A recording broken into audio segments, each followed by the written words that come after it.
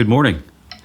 So I've already been through all of my warm-ups, maybe half an hour warm-up stuff, and now I want to talk a little bit about finger stretching with you because I've had a few friends on the Ted Green chord chemistry videos where we do deep dives into the Ted Green's chord chemistry book. I've had a lot of questions about, my fingers aren't reaching the chords, my hands are too short, I'm not sure if I can make this grip work. So I wanted to talk with you today just a little bit about finger stretching and what I might do and what I've been doing for the past few weeks to get prepared to go through this book. And I've really seen a ton of results in my left hand. My left hand is just really growing rapidly right at the moment. So I'm able to really appreciate that. So I wanted to walk you through the finger stretch exercises, just a few finger stretch exercises I'm doing. And if you wanted to watch this at twice the speed, you can do that right here on YouTube. So let's take a look at what's going on here. I'm starting with, basically fingers 3 and 4. We're going to do a package of fingers 2 and 3 and then a package of fingers 1 and 2. But we're separating each finger by 1 fret.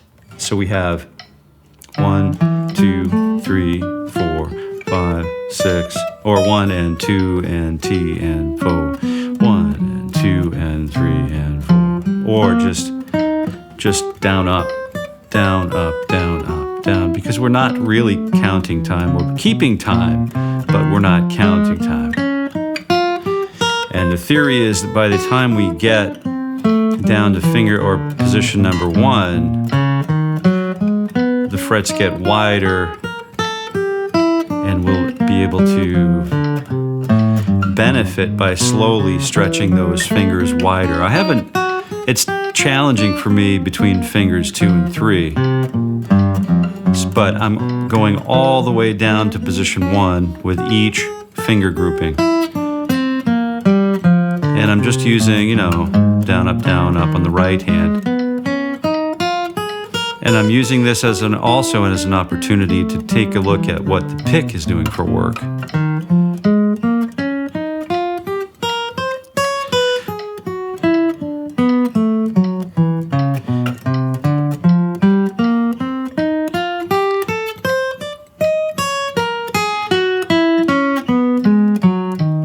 And am I making all of these tones clean and fresh sounding?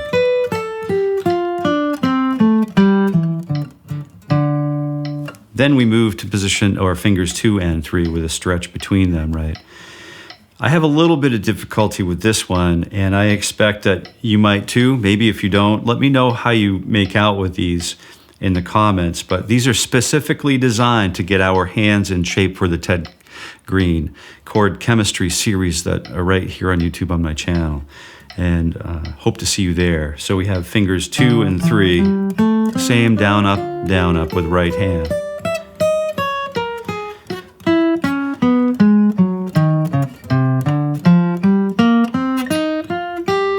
I'm trying to use fingertips where applicable, and I'm just trying to find a way to get both of those fingers walking in an appropriate manner as they start beginning to really stretch. I'm really asking a lot of them. It feels to me like I'm asking a lot of them. And I'm exploring finger or hand, left hand postures and positioning to just suffer through this. And this is at 80 beats per minute on my metronome. And you could just start a little bit slower at 60 if you want. Or you don't even need to use the metronome to start, because when we start, it's really challenging. But I'm also developing a relationship and a feel for the back of my guitar neck with my thumb. So every time these fingers move on the front of the fretboard or shift position, so too does my thumb. But I'm also developing an appreciation for the feel of the shape of the back of my guitar neck by just moving my thumb around just to see where's the best possible position for my thumb to be on the back of the guitar neck. So it is moving around a little bit, doing its own little bit of discovery. Next package is fingers 1 and 2, and that's doing the same exact thing we're working all the way back down to position number 1. But really working on control, as much control as we possibly can control.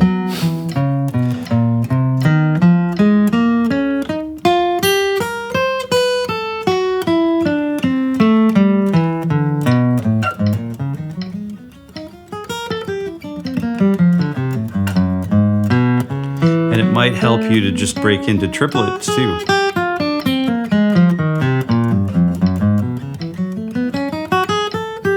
Eighth notes,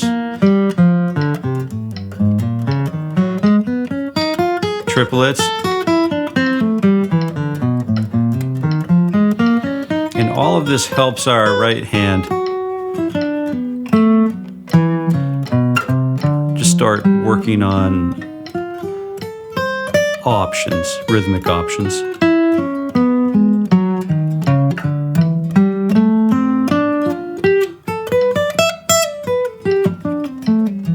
Could work on 5s too, you know, if you wanted.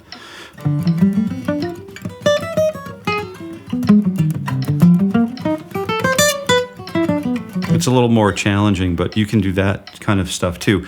But now that's all I wanted to talk about with you today. It's a really simple approach to stretching the left hand fingers and getting ourselves ready for, you know, more advancing and more guitar and more satisfaction and higher levels of competency and contentment is all we're looking for. And it doesn't come any other way, unfortunately. So we all, you know, you could also stretch fingers 2 and 4 by doing that too. Instead of 2, 4, 2, 4, you could also just use fingers 2 and 4, but instead of using, you know, the natural step between the 2 fingers, we can use that stretch. We can add another fret between those 2. So I would recommend actually going through and doing this too. Anything we can do to strengthen this 4th finger is going to benefit us long term. So,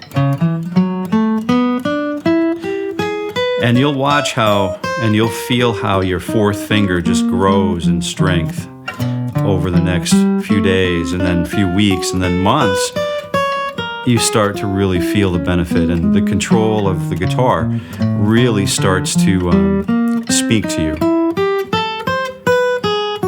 But I would try to not overlook this kind of exercise. I know it's not the most, we don't do it for sort of vanity because no one ever sees the work that we do this way, right? As we get closer to fret number 1, it's a little bit more challenging. Starts to fall apart a little bit for me down here. But we've got a pretty mean stretch going on, and if we can suffer through that, it will only get better every day that we do this, right? And you can go up and down this pattern twice each or just 1 each, depending on how much time you have to allocate to guitar practice for that morning or that afternoon or that evening or whatever you're doing for practice.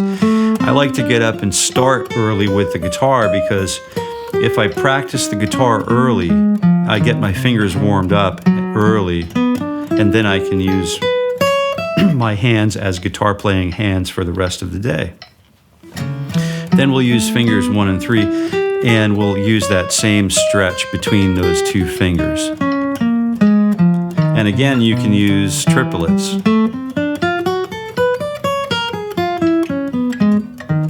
You could even start with upstrokes,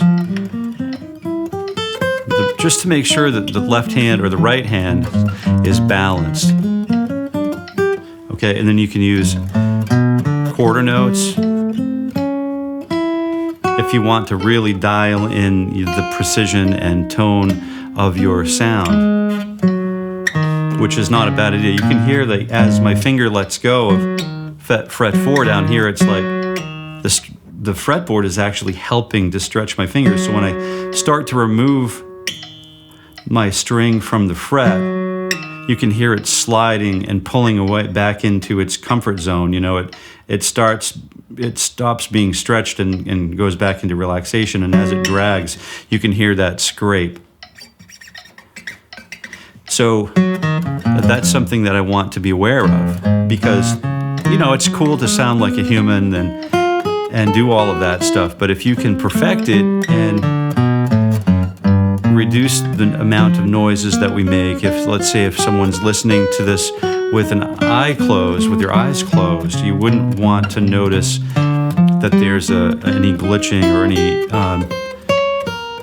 you'd want to just hear clean tone. And I've got a lot of work to go, a lot of work to do to get there, you know, and control each tone so that they're the same dynamic loudness, they're the same quality.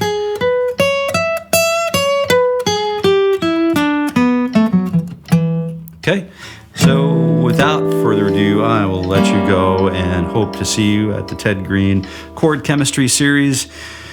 And if you have questions about what's going on here, if you'd like some additional finger stretch exercises, I have a lot of those. We could actually do fingers 1 and 4, right? So you could do...